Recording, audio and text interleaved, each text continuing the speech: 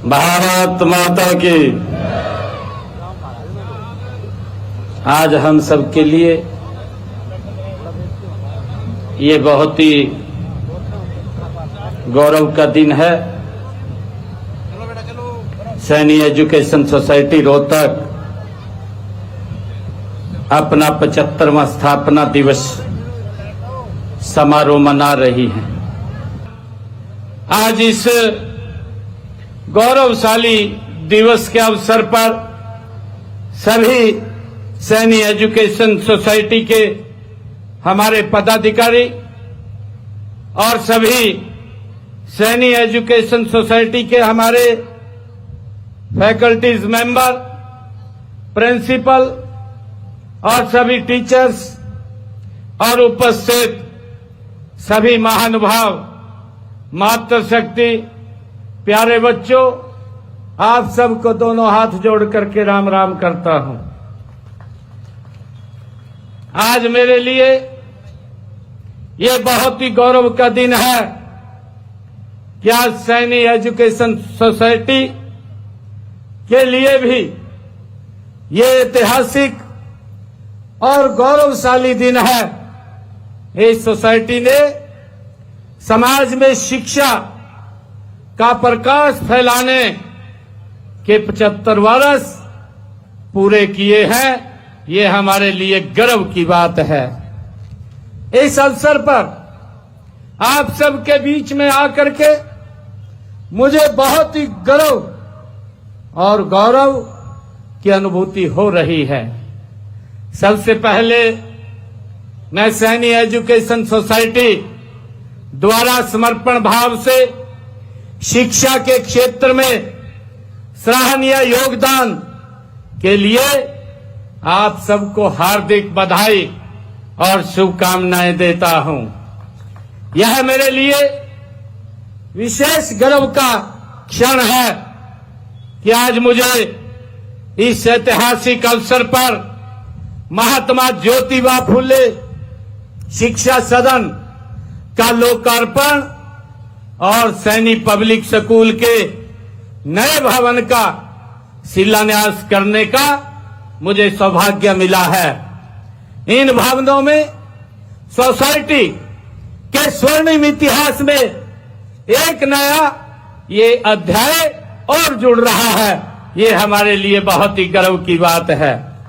मित्रों, महाराजा सूरसैनी के वंशज सैनी समाज का इतिहास और प्राचीन और गौरवशाली रहा है। इस समाज ने हमेशा श्रम, त्याग और सेवा को अपना धर्म माना है। सामाजिक क्रांति के अग्रदूत महात्मा ज्योतिबा फुले और भारत की प्रथम शिक्षिका माता सावित्रीबाई फुले वो समाज के रत्न हैं। वे समाज के हर वर्ग के प्रिय व अज्ञात शत्रु हैं। उन्होंने समाज में विशेषकर महिला शिक्षा के क्षेत्र में क्रांतिकारी कार्य किए हैं। उन्होंने कमजोर वर्गों के उत्थान के लिए अपना पूरा जीवन वो समाज के हित में लगाया है। ये हमारे लिए बहुत गर्व की बात है। मित्रों, मुझे खुशी है कि महात्मा ज्योतिबा फुले जिन्हें उस समय देश और समाज को जगाने का काम किया है, जब भारत माता गुलामी की जंजीरों की बेड़ियों में ये जकड़ी हुई थी।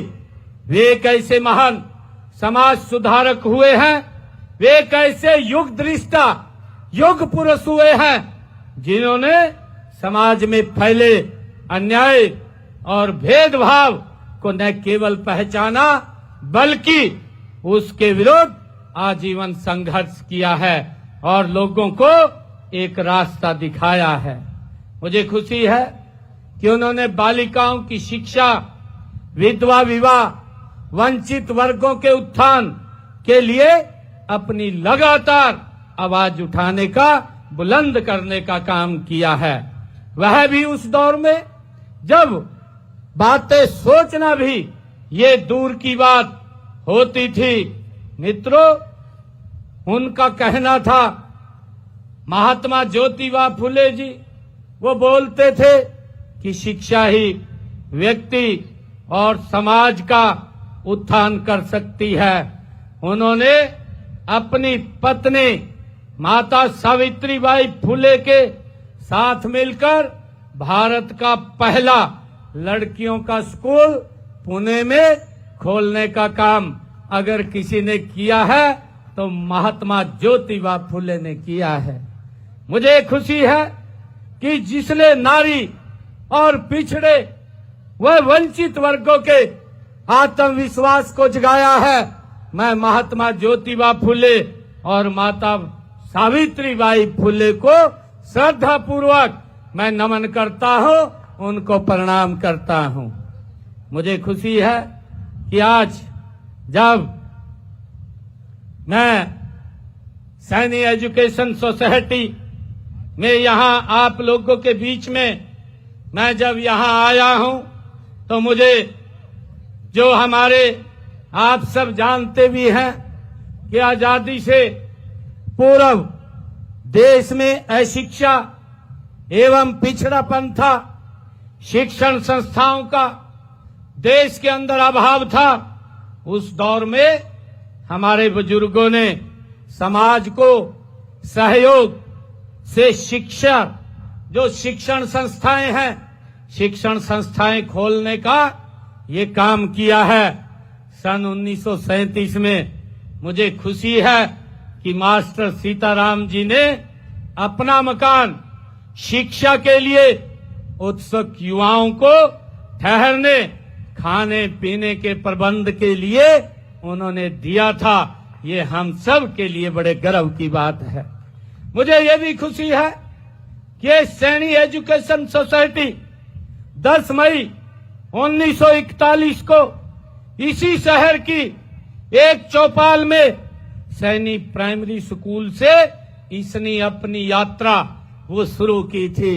और आज ये इसके बाद सन 1950 में ये सैनी एजुकेशन सोसाइटी का ये गठन हुआ। शिक्षा के प्रसार के लिए महत्वपूर्ण कदम आगे बढ़ाया गया, हम सब जानते हैं।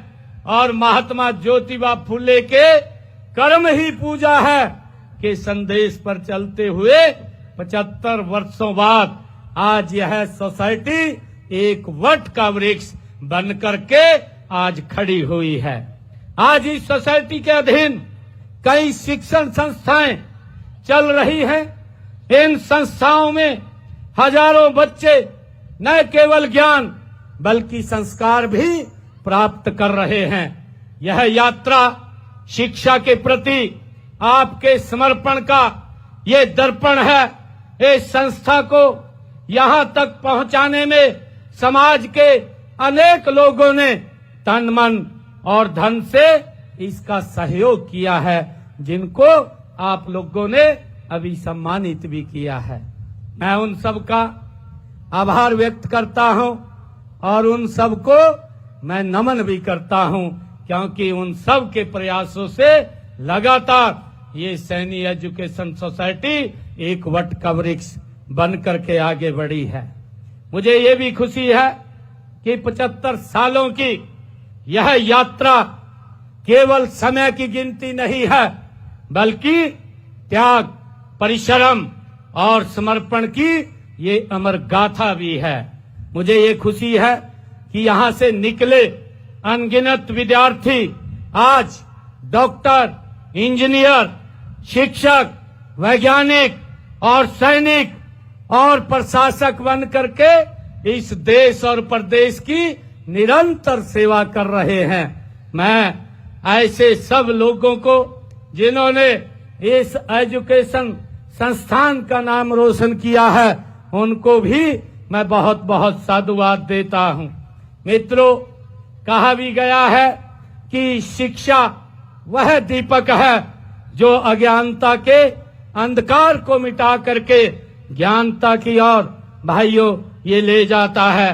आज जब हम पीछे मुड़ करके देखते हैं तो हमें गर्व होता है, इस सोसाइटी ने शिक्षा का एक ऐसा दीपक, एक ऐसा लो जलाई है जो निरंतर प्रज्वलित हो रहा है। मुझे खुशी है कि महात्मा ज्योतिबा फुले जैसे हमारे महापुरुषों द्वारा दिखाए गए मार्ग पर चलते हुए हम हरियाणा एक, हरियाणवी एक की भावना से काम कर रहे हैं। मुझे भी खुशी है कि कोई भी राष्ट्र तभी समृद्ध बन सकता है जब उसकी शिक्षा व्यवस्था मजबूत हो। देश के हमारे यशस्वी प्रधानमंत्री आदरणीय नरेंद्र मोदी जी ने जो संकल्प लिया है कि 2047 तक विकसित भारत का विजन जो आदरणीय प्रधानमंत्री जी ने देखा है, मुझे ये खुशी है कि आज वह शिक्षा के बिना वो अधूरा है जो उन्होंने विजन रखा है। और इसी दिशा में हरियाणा में शिक्षा के अधिकार से आगे बढ़ करके गुणवत्तापूर्ण शिक्षा के अधिकार की दिशा में हम कदम तेजी से आगे बढ़ा रहे हैं।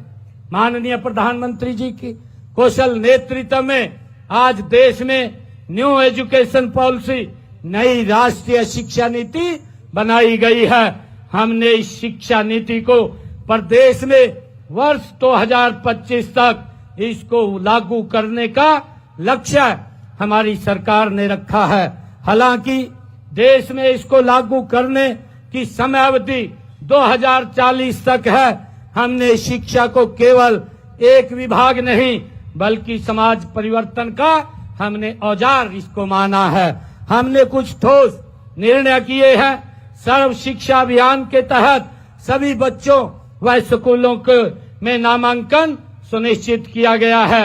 स्कूलों में डिजिटल शिक्षा को बढ़ावा दिया गया है।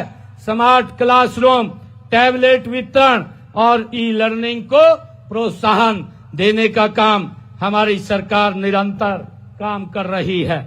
हमने आदरणीय प्रधानमंत्री जी ने पिछले दिनों बेटी बचाओ बेटी पढ़ाओ अभियान को व्यवहार में उतारते हुए छात्राओं के लिए सुरक्षित परिवहन, छात्रवृत्ति, सैनिटरी सुविधाएं हमने बढ़ाई हैं। हम आने वाले समय में हरियाणा को शिक्षा के क्षेत्र में अग्रणी राज्य बनाने के लिए हमारी सरकार प्रतिबद्ध है। हर ब्लॉक में उत्कृष्ट मॉडल स्कूलों की स्थापना, बच्चों में आर्टिफिशियल इंटेलिजेंस, कोडिड और डिजिटल कौशल की शिक्षा, कौशल विकास कार्यक्रमों को विद्यालय स्तर से जोड़ना और उच्च शिक्षा में अनुसंधान एवं नवाचार को बढ़ावा लगातार हमारी सरकार काम कर रही है। मित्रों, मुझे खुशी है कि हमने राज्य के सभी 22 जिलों में अटल टिंकरिंग लैब स्थापित की हैं। 5,000 से अधिक स्कूलों को वाईफाई कनेक्टिविटी से हमने जोड़ने का काम किया है। हमने डिजिटल शिक्षा को बढ़ावा देने के लिए 10वीं 12वीं के विद्यार्थियों को 5 लाख टैबलेट, लगभग 40,000 कक्षाओं में डिजिटल बोर्ड और 1021 आईसीटी लैब हमने स्थापित किए हैं। मित्रों, प्रदेश में बच्चों की नींव मजबूत करने के लिए हमने पहली से कक्षा से 3 कक्षा तक फंक्शनल लिटरेसी एंड न्यूमेरिक कार्यक्रम की हमने शुरुआत की है। हरियाणा में स्कूलों में ही नेशनल स्किल क्वालिफिकेशन फ्रेमवर्क के माध्यम से बच्चों को विभिन्न कौशलों में निपुण बनाने की व्यवस्था ये हमारी सरकार ने की है। अब तक 1001 स्कूलों में यह व्यवस्था की जा चुकी है। राज्य में 1420 राजकीय मॉडल संस्कृत प्राथमिक विद्यालय बनाए गए हैं। इनका मुख्य उद्देश्य नो होमवर्क वातावरण में छोटे बच्चों के मन से पढ़ाई के भय को दूर करना है। प्रदेश में 218 राजकीय मॉडल संस्कृत वरिष्ठ माध्यमिक विद्यालय स्थापित किए हैं और ये सीबीएसई से संबंधित हैं और इसमें पठन पाठन का माध्यम भी अंग्रेजी है।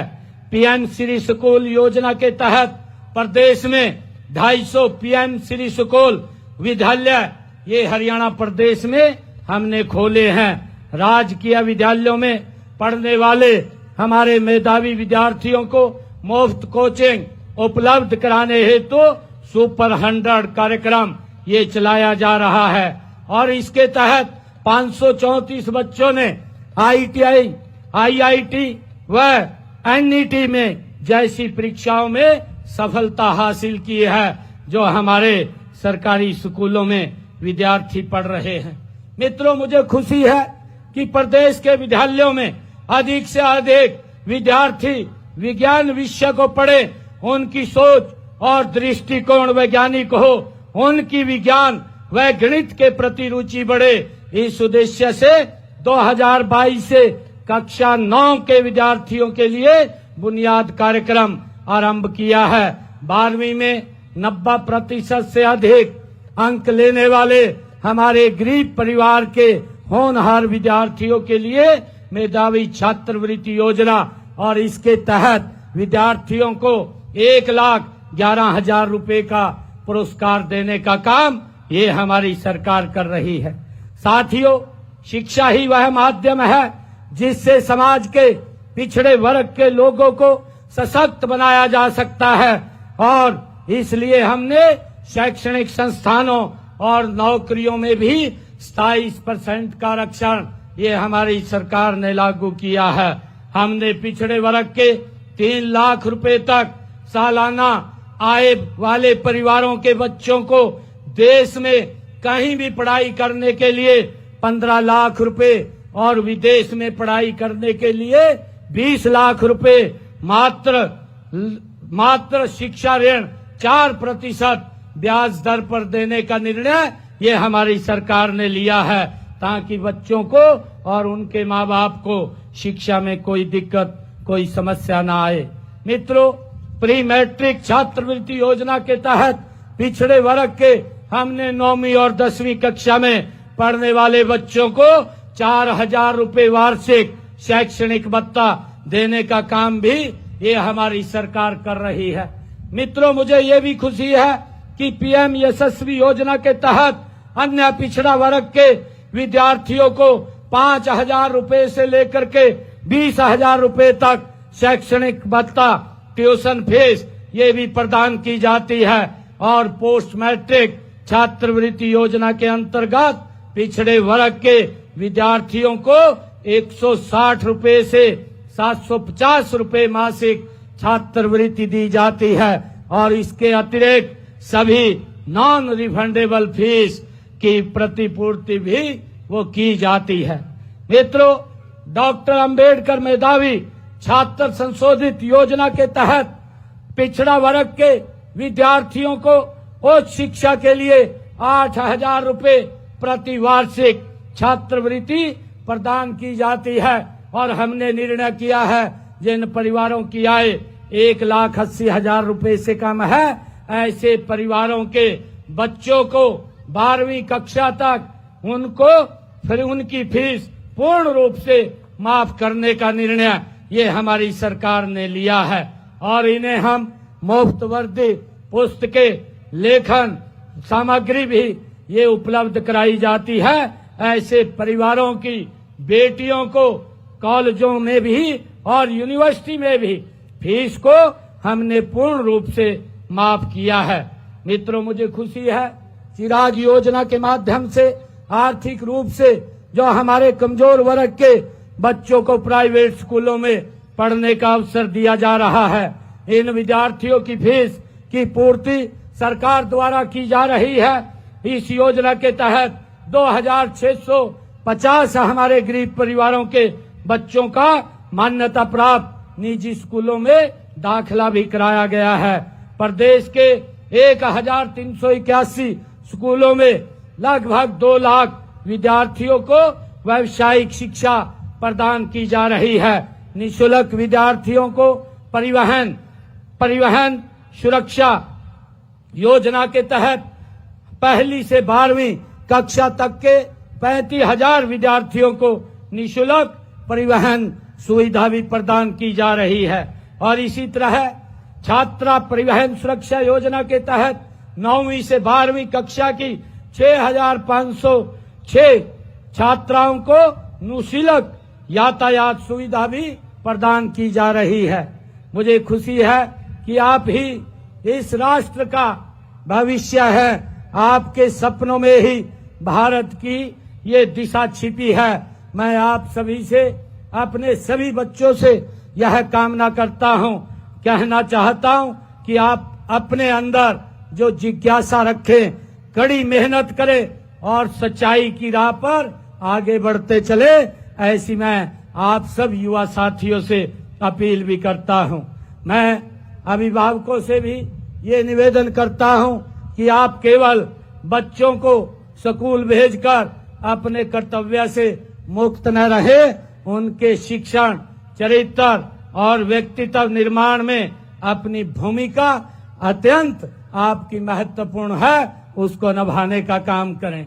मित्रों, लगातार हम युवाओं को, चाहे हरियाणा सरकार के अंदर रोजगार की बात हो, आप लोग देख रहे हैं पिछले लगभग ये 10.5 वर्षों में हमारी सरकार ने 1,80,000 से ज्यादा युवाओं को बिना पर्ची, बिना खर्ची के हरियाणा सरकार में नौकरी देने का काम किया है।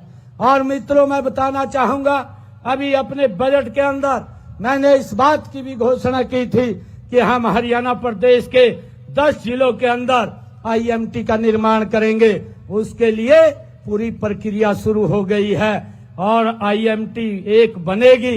एक IMT में लगभग 50 लाख युवाओं को रोजगार उसमें मिलेगा। और भाइयों, मुझे खुशी है कि इन IMT के अंदर लगातार हम गति से काम कर रहे हैं ताकि हमारे युवाओं को रोजगार के साधन खड़े हों। उसको लेकर के हमारी सरकार निरंतर काम कर रही है।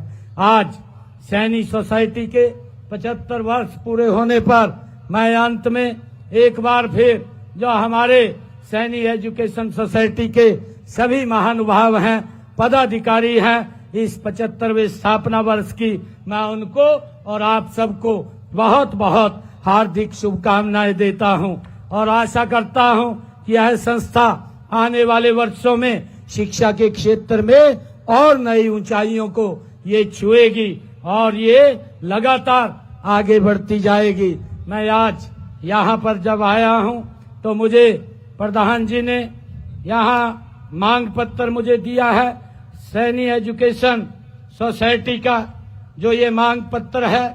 और इस मांग पत्र में 4 मांगे इसमें लिखी गई हैं। मैं आज इन चारों मांगों को जो भी विभाग के अनुसार भेज करके इसमें जितना सहयोग मेरी तरफ से होगा इनको पूरा करवाने का काम ये हमारी सरकार करेगी और ये हमारी शिक्षण संस्थान और ऊंचाइयों को छुए। आज यहाँ पर महात्मा ज्योतिबा फुले भवन और एक नई बिल्डिंग का शिलान्यास यहाँ पर किया गया है। मैं आज यहाँ पर जब इस 75 वर्ष की यात्रा में मुझे सौभाग्य मिला है यहाँ आप सबके बीच आने का, तो मैं अपने डिस्क्रिप्शनरी खाते से 51 लाख रुपया आज यहाँ पर दे करके जाता हूँ। आप सबको मैं इसकी बहुत बहुत बधाई और शुभकामनाएं देता हूँ। इन्हीं शब्दों के साथ जय हिंद, जय भारत, जय भारत मां।